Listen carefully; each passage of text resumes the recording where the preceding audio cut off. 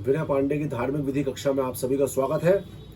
और आपको बताना चाहूँगा कि 1 जुलाई से लगभग सभी जगह जो है जो नया एक्ट बना है वो एक्ट लागू होने जा रहा है।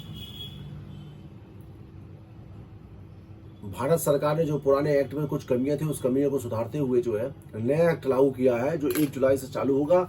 जैसे कि भारतीय नागरिक सुरक्षा संहिता, ये जो है कोड ऑफ क्रिमिनल प्रोसीजर, पहले कोड ऑफ क्रिमिनल प्रोसीजर भारतीय दंड प्रक्रिया संहिता, भारतीय दंड प्रक्रिया संहिता था, जो कि अब हो गया है भारतीय नागरिक सुरक्षा संहिता 2023 के नाम से जाएगा। अब सीआरपीसी की जगह हमको इसको पढ़ना पड़ेगा, बीएनएसएस एक्ट 2023।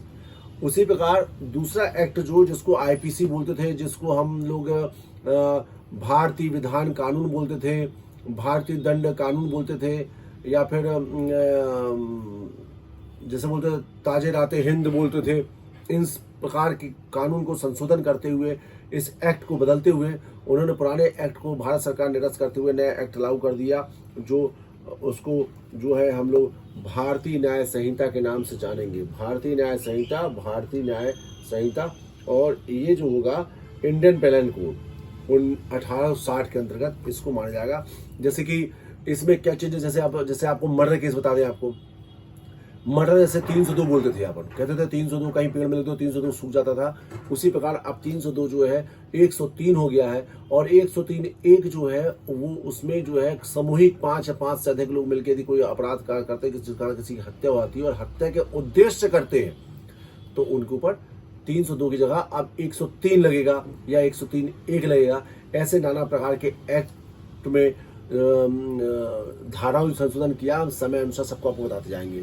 उसी प्रकार जो एविडेंस एक्ट था, एविडेंस एक्ट भारतीय साक्ष्य अधिनियम को ही रखा गया है, भारतीय साक्ष्य अधिनियम 2023। ये तीनों एक्ट 2023 के नाम से जाने जाएंगे, तीनों एक्ट। अब जैसे फेमस चीज है कि बेल, जमानत, तो जमानत में जो है हम लोग 439 लगाते थे, 439 439 के अंतर्गत जो है स्पेशल पावर था हाई कोर्ट और सेशन कोर्ट को कि वो बेल को जो है किसी व्यक्ति की जमानत को सुनने का उनको अधिकार था, हाई कोर्ट और सेशन कोर्ट को। अब वो कर दी गई 483। मतलब अब कोई भी जमानत यदि आप पेश करेंगे तो अब लिखेंगे आवेदन पत्र अंतर्गत धारा 483 लिखेंगे आप सेशन कोर्ट में और हाई कोर्ट में। और यदि एंटीसिपेटरी लगाना हो तो पहले आप लिखते थे 438, अब लिखेंगे 482, application under section 482 of the code of criminal procedure. तो ऐसे बहुत सारे चेंजेस इसमें हुए हैं जो आपको चेंज बताएंगे। तो कल से आपका पूरा सिस्टम जितना आपने पढ़ा है वो सब चेंज होने वाला है, नया सिस्टम चालू होगा। इस एक्ट में बहुत से लाभ भी हैं और बहुत से घाटे भी हैं जो हम आपको समय समय अनुसार समझाएंगे।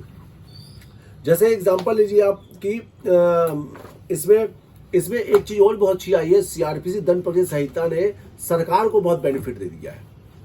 मतलब सरकार के पास इतने बड़े बड़े पावर आ गए हैं कि सरकार चाहे तो किसी को आजीवन कारावास पड़ा है तो उस आजीवन कारावास को सरकार 7 साल में तब्दील कर सकती है।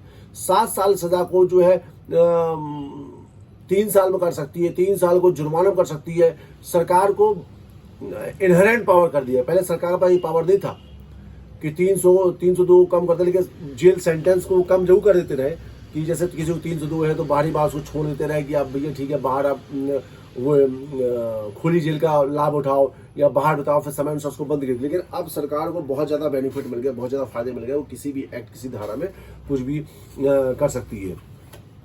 तो इस प्रकार से जो है जो 300 की सीरीज चलती थी, जैसे 304 अब उसको कर दिया, क्या है कर दिया गया, अब उसको कर दिया 104, 105। जैसे मान लीजिए आपको 305, 306 मतलब कोई दुष्प्रेरणा को लेकर तो 7 और 8 कर दिया गया, 107 और 8 कर दिया गया। तो फिलहाल ये बड़ा लंबा सब्जेक्ट है, मैं आपको सिर्फ बता रहा हूँ अभी आज के में कि भारतीय नागरिक सुरक्षा संहिता जो है वो भारतीय साक्ष्य अधिनियम और भारतीय न्याय संहिता, ये नया एक्ट कल से लागू हो गया। कोई भी जमात आप पेश करें, जमात ज्यादा पेश होती है तो 483 में पेश होगा, एंटीसिपेटरी 482 में पेश होगा। 482 ऑफ भारतीय नागरिक सुरक्षा संहिता, आप सीआरपीसी नहीं लिखेंगे, आप लिखेंगे भारतीय नागरिक सुरक्षा संहिता। थोड़ी हमने 1-2 बिल बनाई, उसमें गलती कर दिया, उसमें वो बिल में गलतियां आ गई हैं, उसमें हमने 483 कर दिया, लेकिन 483 के आगे लिख दिया हमने कोड ऑफ क्रिमिनल प्रोसीजर। अब उसको हमको सुधार करना पड़ेगा, नहीं भारतीय नागरिक सुरक्षा 2023 लिखना पड़ेगा उसको हमको। आप सभी को नमस्कार, आप देखते रहिए, हर दिन हम नए अपडेट देंगे, और आपको अच्छा लगे तो लाइक और शेयर करिए। आपको नमस्कार। मैं विनय पांडे, एडवोकेट, जबलपुर से धार्मिक विधि कक्षा के अंतर्गत, विनय पांडे की धार्मिक विधि कक्षा के अंतर्गत आपको नमस्कार करता हूँ। जय श्री कृष्ण।